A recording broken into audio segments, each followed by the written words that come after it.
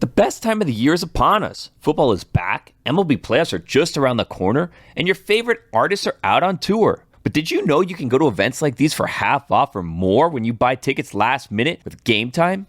Game Time is the fastest growing ticketing app that guarantees the lowest price on tickets to all your favorite sports, concerts, and shows.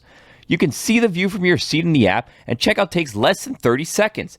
Download the Game Time app, create an account, and redeem code DK20 for $20 off your first purchase. Again, that's DK20 for $20 off your first purchase. Terms apply.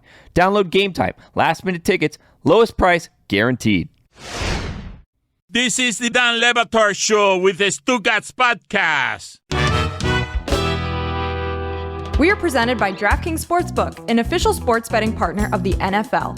Download the DraftKings Sportsbook app today and use code DAN for a special offer when you sign up. That's code DAN only at DraftKings Sportsbook. Somehow, we have not done much football yet in the couple of hours that we've already made around here that you can get via podcast. What are you looking at me like that for, Amin? We did back-to-back football. There was like one little bit of Harry Styles, and then it's been football. Not enough football, though. Not enough football. I apologize for the Not Harry enough Styles talk. football. We talked about Bermuda grass. What the hell's the matter with you guys? Not enough football. That's true. It was the first week of the season. Everybody's unreasonable. Everybody's crazy, okay? The number of opinions...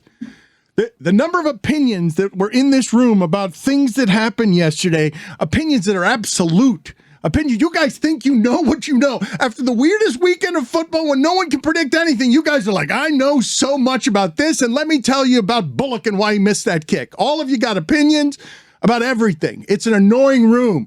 All of you careening into each other, the six of you, to talk football today because it feels normal, more normal after a pandemic to care about this stupid thing. Stupid thing? Football? Guys, there's so much energy in this room today. We miss this terribly. The banter, at least in Big Suey. I wasn't here for local hour. Sorry, Dan. There's so many big programs that you can laugh at. There's so many big fan bases that you can laugh at right now. The Cowboys have to start Cooper Rush for two months, and I don't even know if we're going to get to it. Who's Cooper Rush? Right. Look, I mean, you get to learn things like this. Who's Cooper? I don't know. You are so far behind. About You to don't find know out. anything because you're the basketball guy who gets to everything late. No, you know what I am? I'm the voice of the fans, Dan. I'm a guy, I show up, and I'm like, yeah, and then like someone gets hurt, I say, no, and here's the backup, who's this guy? And then he plays well, oh, that's the, you miss this. You don't know about this. You're cynical, everything is just blasé to you, yawn. I know how to ride this roller coaster of emotion of yes, no, like this is why people love this sport, because you're always living on the edge. You're alive. I feel it pulsing in my veins. Look at my These eyeballs. people are crazy today. My All of them pupils are crazy. dilated, or the opposite. It's why. Now here's a guy who's crazy about football. I never feel more alive than when they're raking the chips away. Did you do that yesterday, Amin? Do what? A lot of the highs and lows? Oh, or man. were you traveling yesterday? No. I was traveling last night. Because Stugatz That's a isn't here different for story. weekend observations. Maybe you can take us on your roller coaster of highs and lows. Hold on, were you on the infamous flight that has been tweeted about? That was a flight to Miami in which there was allegedly a dog that had diarrhea all over the airplane cabin. Man, I saw that tweet. First of all, thank you to every last one of the 8 million people who sent me that tweet. Thank you. Maybe you want to check my Twitter feed sometimes to see whether I had a comment on it before you just send it over. Will you just get to the story? You got a diarrhea dog on your plane or not? The story, you got to tell people what the story is. There's someone tweeting that their boyfriend... Voice of the fan. I feel like she just did, but okay. No. There's the devil's in the details. Details, Dan. Details, right? So there is someone on a plane, right? And okay, here we go. My boyfriend is on a plane in Miami right now, and a bulldog in the row next to him just had diarrhea. Bad dog to get that. Important detail. Yeah, you're right. Everyone freaked out. Bulldog butthole totally You're exposed. right. It's not a small dog now. No. It's a dog that's going to have the runs for a good amount of time. Exposed butthole. The story escalates. The dog owner began sobbing, and the dog escaped. Yes, the dog doesn't care that the owner's sobbing. The dog is now pooping all over the plane, and it's delightful because it's a dog. Bulldogs are not fleet of foot. How does a bulldog escape? They're low to the ground. And it's a plane, Chris. People aren't just walking around. It's like Barry Sanders. They're elusive. Now, covered in poo, it is running around the plane. People are lifting up their legs and screaming. And I know what you're thinking, Dan. Wow, that's a lot of detail. Let's talk about it. Nope, there's more. Correction. The dog, window seat, was actually next to the boyfriend, middle seat. Boyfriend's book bag now covered in poo. LMAO. Sorry. Apologizing to the boyfriend? Journey began when the girl next to the boyfriend, aisle, thought the dog was cute and wanted to hold him on her lap, at which point he exploded. The details. Details are important. Now you're in a flying tube that's filled with the smell of poop. You've got a runaway bulldog and a sobbing owner. Slippery. Guys. Like Darren Sproles. Yeah. Why is the owner sobbing? There's more. You have to sob. That's your only recourse. I mean, what do you do? Make What do you people mean? feel Why bad is for the you. owner sobbing? Like, what do you mean? You have to cry. Your dog. Well, you haven't cried since 2006. I would cry if this were me. This would be the thing to do it. Let me tell you that. My dog shit all over the plane. I'm in tears. They may be fake, but they are coming out of my eyeballs. How old is a dog owner? I love that Jess has like a Jerry Seinfeld-esque stretch of like not crying since 2006. Remember the episode of Seinfeld where Jerry hasn't thrown up in like 12 years or whatever? Oh, I used to have that streak too. Really? Until college. I had that one on planes. Hadn't thrown up on a plane like in 20 years until the Dan Le Batard show played a rejoin that had Dominique eating a piece of paper out of Stugatz's mouth. You threw up on the plane? I threw up on the plane violently.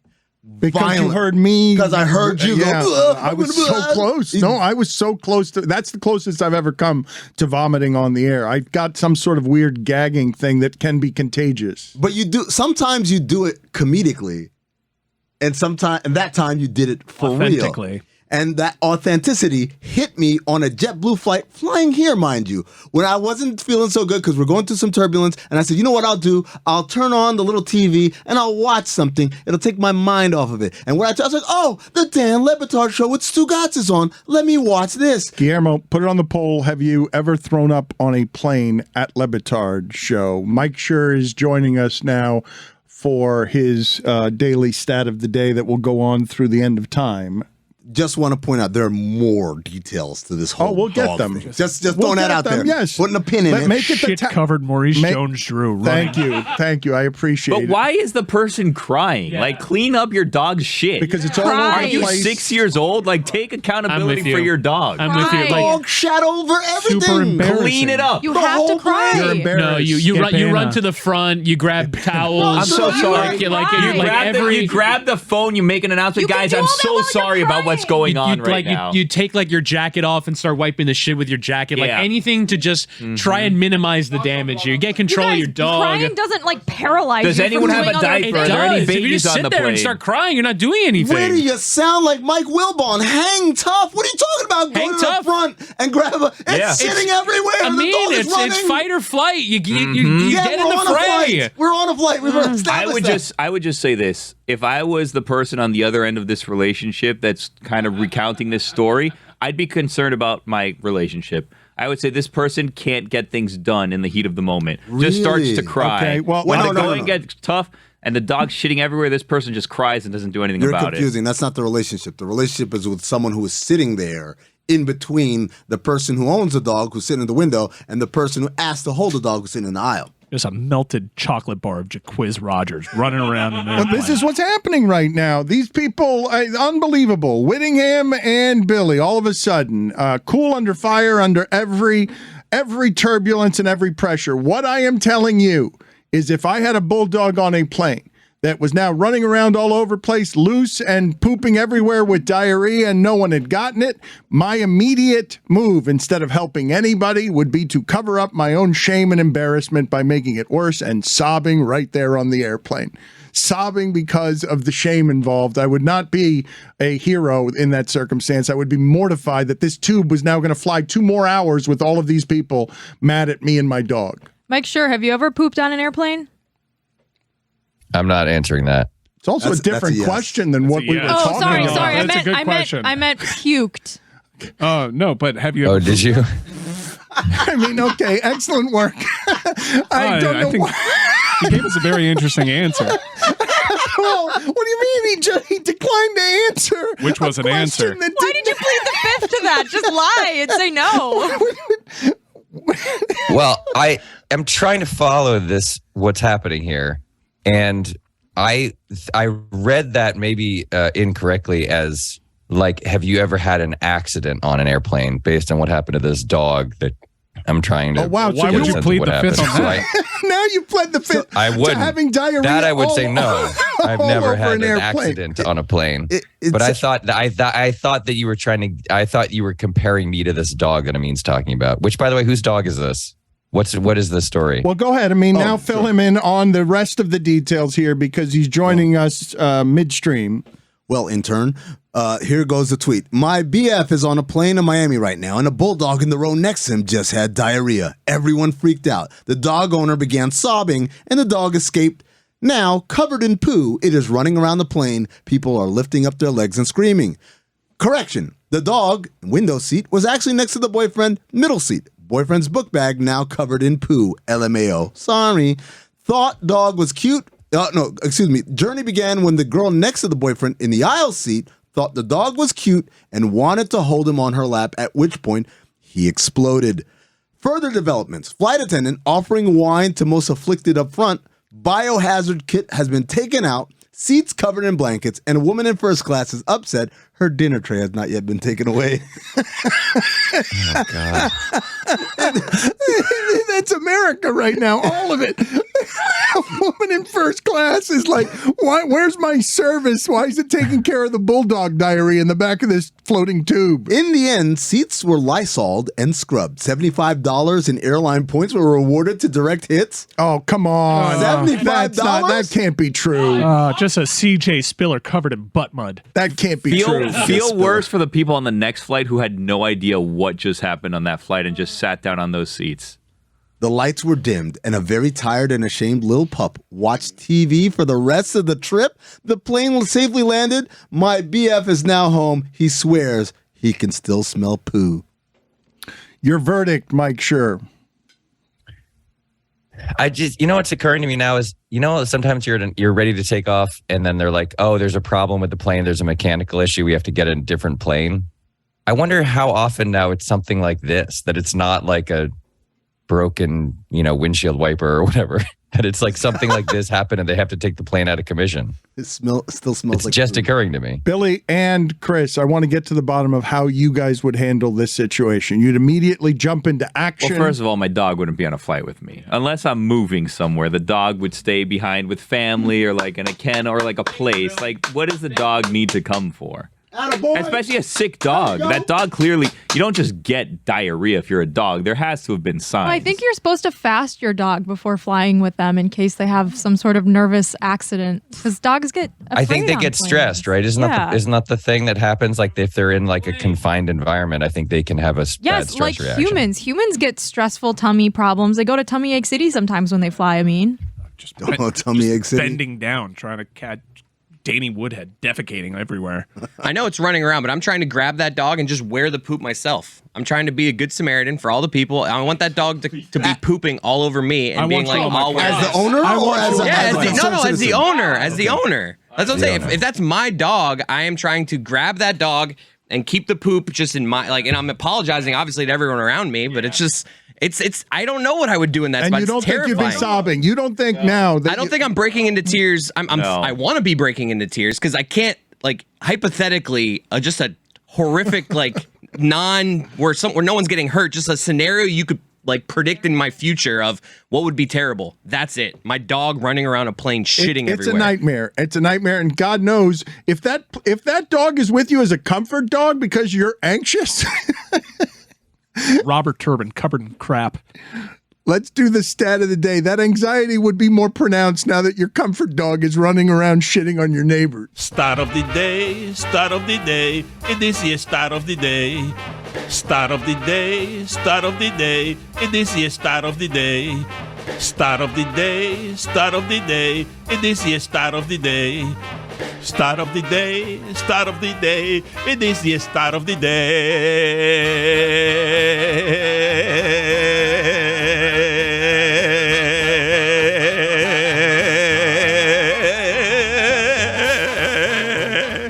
now. I can smell the poop. All right. The actual stat of the day is about the AFC South, but I fear that you've already talked about it. Have you already talked about the AFC South today? No. This is fresh material. You're about to give us some fresh look. This is coming from somebody who was on The Office and he made Parks and Recs. This is a guy who is our stats intern, a very important television person. And you're bringing to us football information we have not heard, a sports show, big sports show, anywhere else. Great. Thank you for just recapping what's happening. Your life. Here's the stat. I first saw it from Adam Kilgore on Twitter. Last night or yesterday, the AFC South played the New York Giants, the Washington Commanders, and each other, and still somehow no one has a win. Yeah, that's amazing. That's the universe laughing right there. I did see that. I mean, that's fantastic. This show has been complaining about Jags Titans for as long as I've been listening to this show. It's all of them, though. It's not just Jags and Titans. Now it's Colts and Texans. It's the same thing in a different uniform, sold us a different way, and it's a tie, and there's Matt Ryan, and it's all bullshit. Don't fall for it. We're about 6 weeks away from everybody picking the Colts to make the Super Bowl. I thought they were going to win the Super Bowl last year. I thought they were going to beat the Bengals. They do this every week one. The Colts just have that reputation of if they win 3 games in a row, everyone's picking them to go far in the playoffs. I don't know what it is about Frank Reich, the uniform, the building. There is something hypnotizing about the Colts succeeding. They need time to establish the run. They're one of those teams that can hang later in the season like the Titans because they got a good run game. I saw Jonathan Taylor run the ball like 18 straight times against Houston. He was minus 360 to score a touchdown. He did, but he was minus 360. I'm gambling again. I think somehow we all see that logo and think about Peyton Manning. Isn't that what's going on? I think so. I think you're like, you remember Peyton Manning to Marvin Harrison, and you're like, well, that's a good team. They're going to win. Honestly, that seems so long ago. Really? Andrew Luck seems so long ago. It's been a different quarterback starting for them, I think, every year for the last 6 week ones. And they're all 2 years past their prime. Yeah, they're all Matt Ryan and Phillip Rivers, and they're always Carson Wentz. They're always this guy. They're at the end of the recycling bin. They're going to play this formula out for as long as they can, trying to bring back the next Peyton Manning. Let's play guess the next Colts quarterback. I'm going to do that go Kirk right Cousins. now. I got Kirk Cousins. No, that's too fast. No. I'm going next Colts way quarterback. Too young. No, way too young. What are you talking about? They had Carson Wentz. You're making it 4 or 5 years from now, though. No. I'm making a quarterback past his prime. Can they get Ben Roethlisberger out of retirement? Andrew Luck 10 years from now, when he decides, you know what, it was all a big mistake. I think we have the Andrew Luck sound, Dan, from this weekend. Did you hear it? I did. I saw it on Twitter, and at first I thought it was Mike Ryan doing an Andrew Luck impression, but it actually was Andrew Luck. We actually can't disseminate that broadcast, but I'm here, beautiful women that have gone to this university. It's just an incredible atmosphere to be here. Very happy. Game's not going our way right now, but got great luminaries like Kobe Fleener and Jack Doyle, Kobe Gerhardt. But we're here to celebrate the women during this halftime ceremony. I think I have it. Matthew Stafford, next Colts quarterback. Ooh, that's a good one. That is a good one. Can they get Carson Wentz again? I think, yeah. Or Peyton Manning again. Jason. I'll go Andy Dalton. Oh, no, good one. Red Rifle. That sport is funny this way, though, isn't it? Because no matter what you thought yesterday, I'm not sure about the 1 o'clock games, and then it's the witching hour. Now everybody's taking 60-yard field goals to win it, and it's just total. How do they always win? How do they always win? Well, and the weird thing was that the witching hour, it was Bengals Steelers for an hour. It was great. Like Joe Burrow was inside the 15 for an hour straight, and somehow they didn't win. And then in the midst of all of it, it's like, wow, Jacksonville is blowing this lead. Wow, Carolina is about to kick a field goal. No, Cleveland's going to kick a field goal. The Detroit Lions backdoor cover doesn't even make the red zone. Like, all this shit happened. And we saw none of it because it was just Bengals constipated inside the 15. Steelers Steelers defense, though, Woody. Well, they played so well. I mean, that's not the Steelers' defense fault that Lance Taylor didn't challenge what was obviously the go-ahead touchdown late in the game. Whatever his name is. The offensive coordinator for Louisville, the head coach of Cincinnati Bengals. What's the difference? The character is slowing down. Like it's slurring more. Slurring more, getting less intelligible, condescending Steelers fan. The adrenaline, though. The Chardonnay. You guys need to explain to me how it is possible what Whittingham just described, and this explains to you why the broadcasters are going to be paid so much and the broadcast costs so much. That the insanity of that would be working so fast during the witching hour. You've been waiting how long for that string of games to come together, and then 3:45, even though you don't care one bit about Marcus Mariota and you don't think the Falcons are going to do anything, 3:45, you can't get enough adrenaline pumped in, and you just said the Lions' backdoor cover couldn't even make it into the frenzy. The Eagles went for it, I think, on 4th and 1, and that was the only play we saw of the last 10 minutes of that game because the Lions had a chance to maybe get back in. The Eagles went for it, and that was the end of the game. How is this possible that this sport, the Bengals? I mean, would you be that surprised if they went 6-11 this year? Would you? That would surprise me. Okay, but the teams are all the same. The Colts last year could have been the Bengals. Like a bounce goes differently, and we're talking about the Colts the way we're talking about the Bengals because all of these teams are some semblance of the same, which is how this keeps happening, that the ends of these games are all close because everybody's the same, and some teams have a quarterback, and it feels so big that Baker Mayfield comes out and says, I know everybody was talking about this game like it was the Super Bowl. And you're like, what are you talking about? Your game was like the 12th one we were paying attention to yesterday because it's insanity everywhere, and you haven't kept it close until, you threw it to Robbie Anderson, did you? Now I'm interested. Every throw before that from Baker Mayfield was for 3 yards. Or blocked right. At the line. That first half, Scott Hansen goes, all right, here's the Baker Mayfield game against Cleveland. And I didn't see Carolina for 2 hours. That was very weird for me. That game was not fun to watch. I did fist pump when Baker ran it in and they went ahead, but also Deshaun Watson isn't starting. I was like, good for Nick Chubb. Way to go. They actually get to tweet 1-0. They haven't been able to do that. Twitter wasn't around when they last went 1-0. That's funny. It's been that long. They have not been 1-0 since Jeff Garcia beat the Ravens week 1. Twitter was not invented back then. They have not been able to fire off a 1-0 tweet. Mike, did you say you had another stat of the day, or was just that stolen one? No, that was the one I wanted to give. I do have another one that I had as a backup, but I'm going to save it for when Stugatz is in the studio. Which I guess maybe will be never. Yeah, I don't know. Yeah, I don't know. Soon. We made a terrible mistake at Metalark not policing the vacation policy. Thank you, Mike. Good talking to you. Bye, everybody. Stugatz here. The numbers don't lie. In the last decade, over 4 million people have chosen Simply Safe Home Security to protect their home. I'm one of them. They must be doing something right. At Simply Safe, your safety is the only thing that matters. I know because I use Simply Safe in my own home.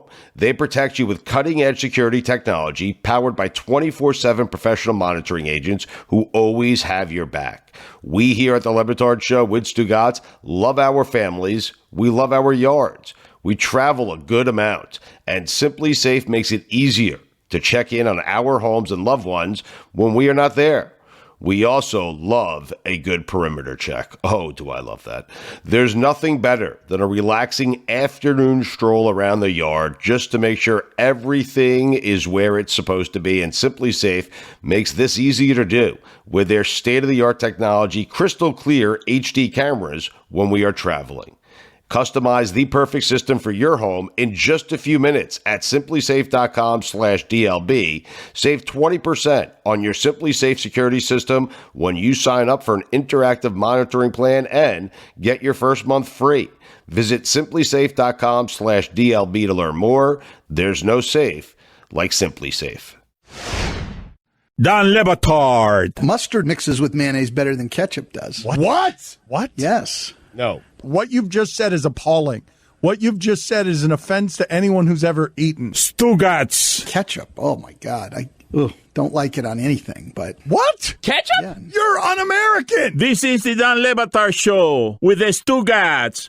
I should say Stugatz is going through an interesting stage in life as he takes his daughters to the dorm rooms and now they are going to college, and so that's what he's doing right now. So I told my dad. My dad was like, "Why are you going to Miami so much?" I said, "Well, there's a lot of. First of all, there's vacation time, and then one of the hosts has to go because his daughters are starting college."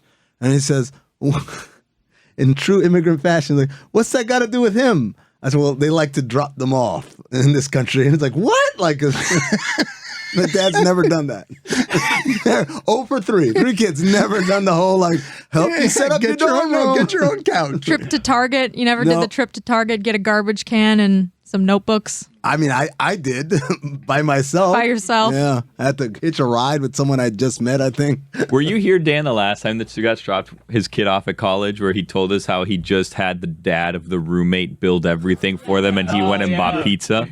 Well, he says he's been Genius. very popular on these campuses. I'm still surprised how young some of our audience runs. And you know what I've learned recently is I've got a lot of kids coming up to me and saying their fathers hand me down this show. Well, Dan, there's a lot of young people watching the show because you keep going re-viral on TikTok with this Chael Sonnen Oh, my thing. I God. swear to I God. keep seeing it, and I'm like- every time I go on that freaking app, it's Dan Le Batard. No, it's not Dan Le Batard. It's reporter owns this MMA fighter. Yes. They have no idea who you are, but they know your face because you own that Have you MMA been fighter. recognized as that guy from TikTok yet?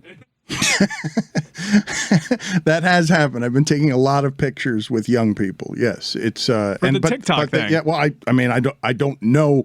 Most of them are saying something about their show and their fathers handing them down. You know, in leaving ESPN, not just our show, but highly questionable, you've lost some visibility. But who would have thought you would have found it on TikTok? With the Chael Sonnen interview that is totally fake satire. You're the TikTok guy. He and I playing a part. He and I playing a role. He called me a charlatan. It's just. It's, Wait, it was fake? Don't tell anybody. Don't it was tell fake. anybody that. Don't tell anybody that. It's totally serious. pro It's- wrestling. I said that Chael Sonnen is as close as I will ever come in my career to the relationship that Ali had with Howard Cosell. Because that is- we were Should have both picked someone who was It's better than pathetic. Chael Sonnen. Hit the sound of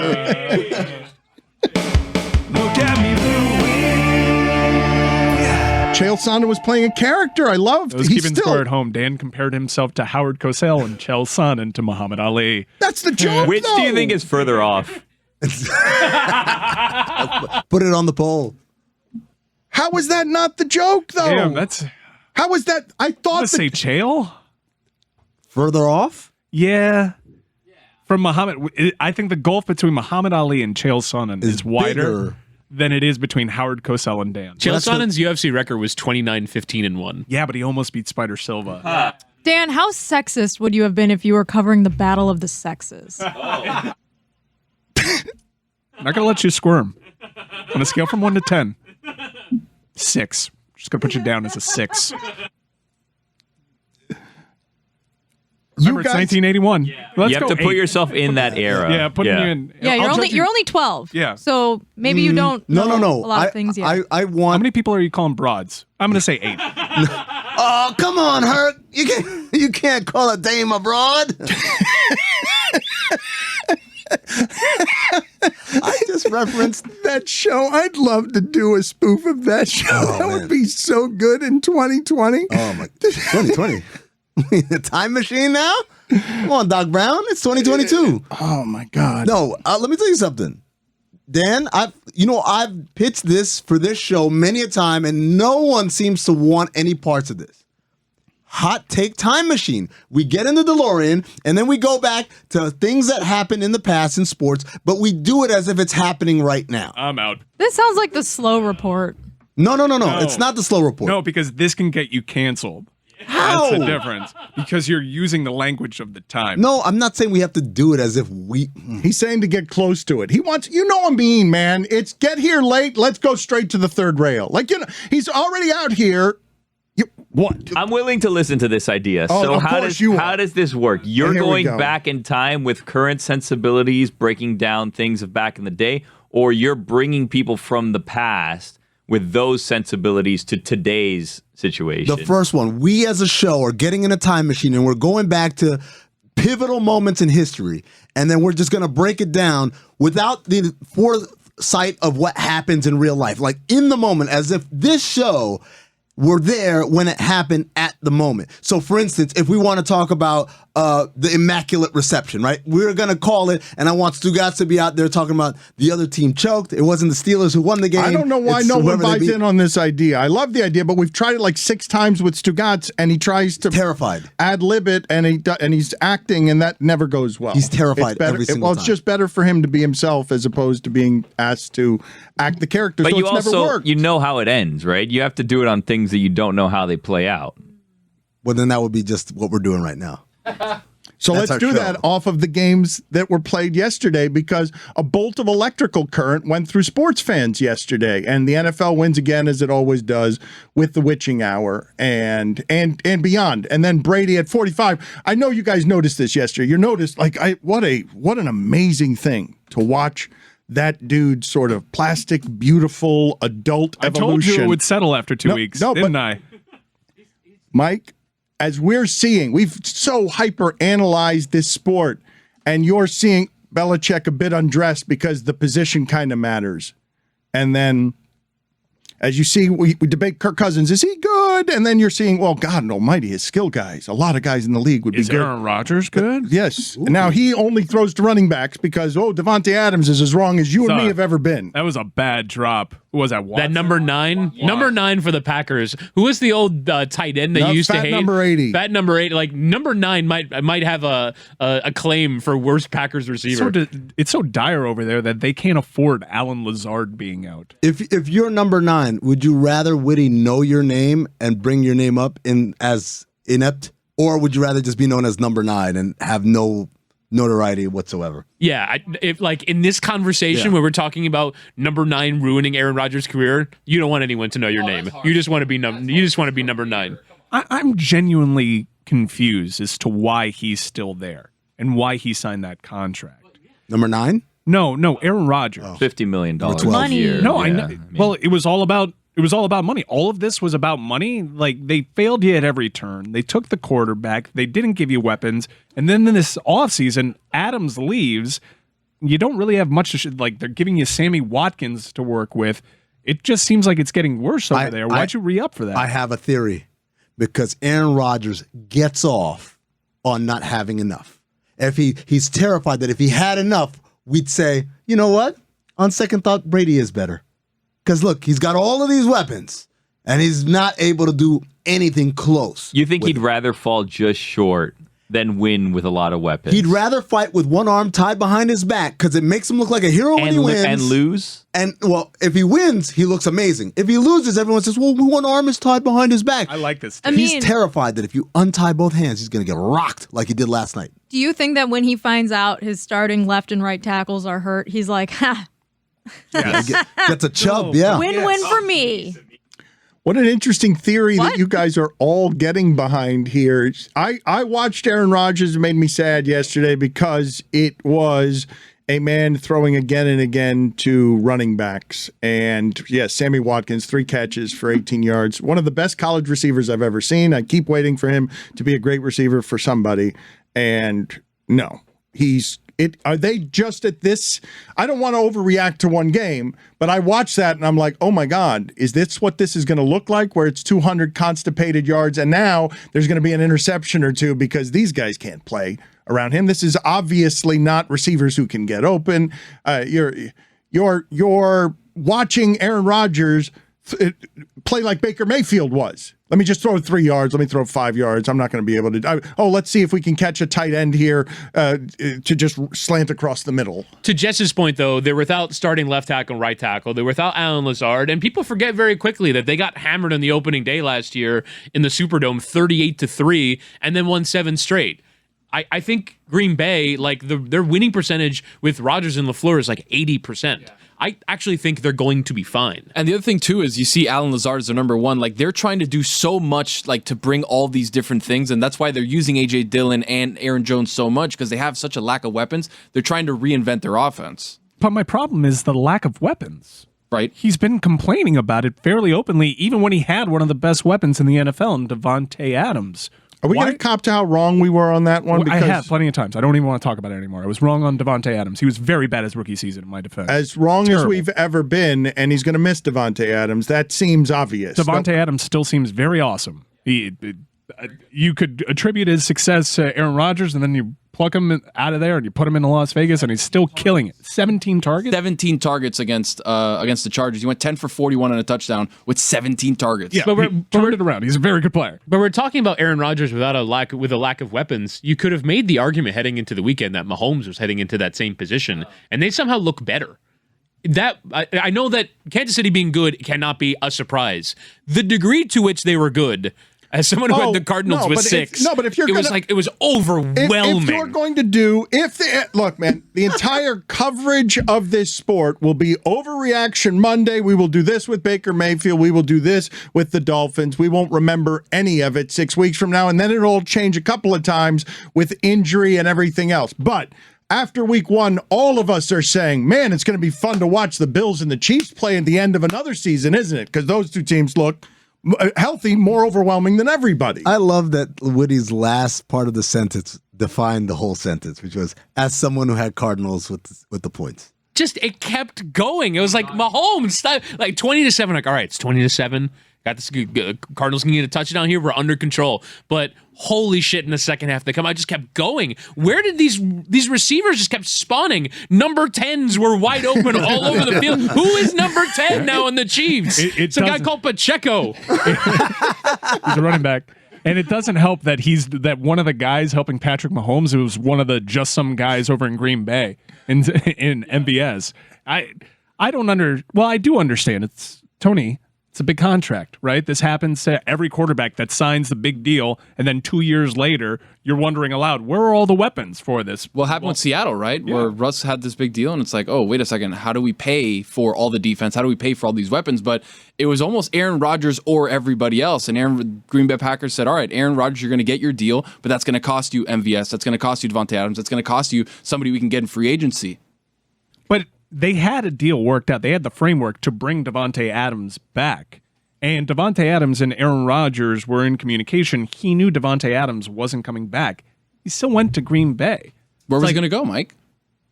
Anywhere else. Yeah. The agreement was he could have just gone anywhere. But anywhere, really? I mean, who has the cap space to sign him to that massive deal that already isn't in the red for another quarterback?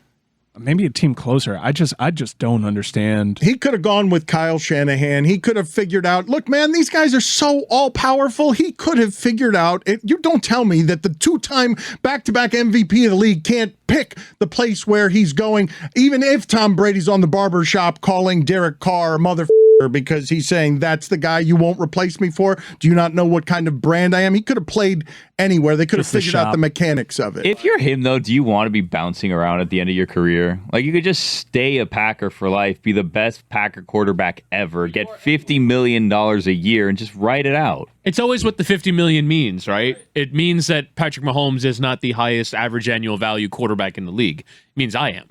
And I'm sure he's probably looked at the quarterback salary rankings, and he's probably looked at it and gone, hang on a second, why am I getting paid less than all these guys? That overtly? Yeah. You guys are doing it like that? He's just scared. He's not playing for community service hours. Coward.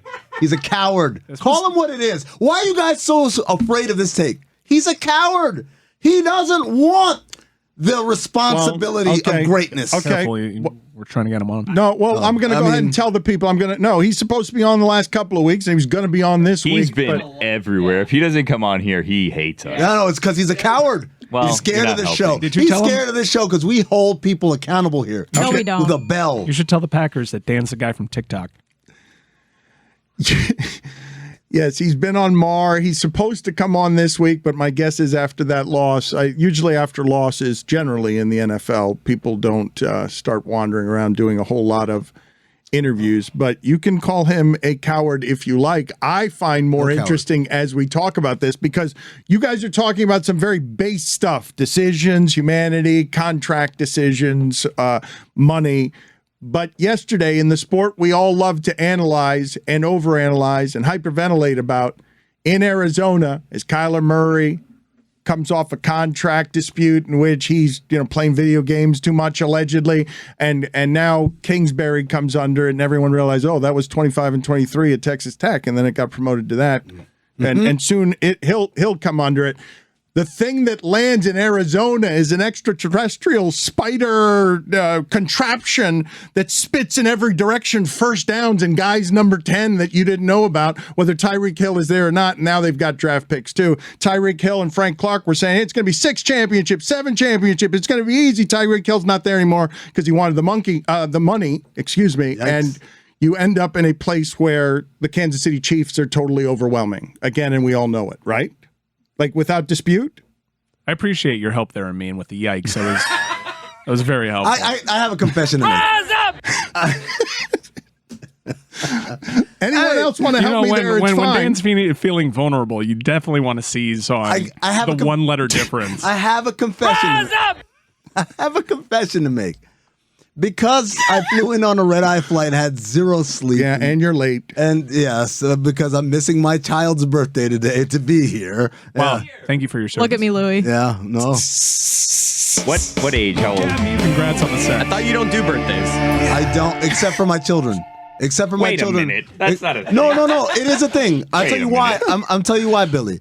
Because I want them to be like well-rounded people. I don't want them to have grown up with the weird dad who's like, I don't do birthdays. They're just the one with the weird dad that abandons them on their birthday. Yeah, pretty much. Look, there's a limit for everything. There's a line everywhere. Right? What age is it? 12. Nah. Thank you. Last year's a preteen. 12 is not it. Don't worry about that one yet. We're good? All right. I'm good. I'm in the clear. Anyways, so feeling a little sluggish, said, you know what? I might have some coffee today. I don't drink coffee at all. Right?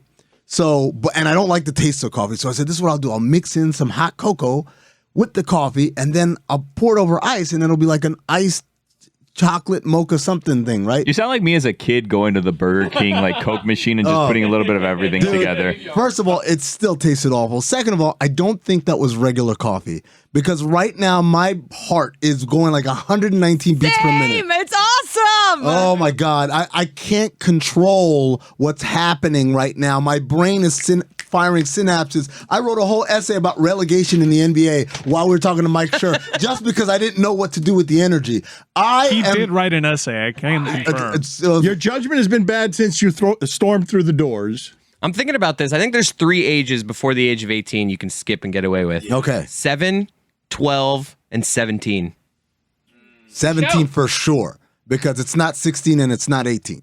That's true. But 17 could also be 17 could also be the last, right? I mean, go sit in the penalty box. What? I can't sit anywhere. I'm gonna go crazy. No, go and sit in this penalty box. Jump on the trampoline for a little bit. Do this, all right? Please take as punishment for everything you have done for the really last is hour. Scattered. Look at him. No, he's crazy. Listen, what has just aired, because pirates are going to pirate, what has just aired, and you can listen back to it and it'll be magic, is bad judgment of Amin having too much coffee.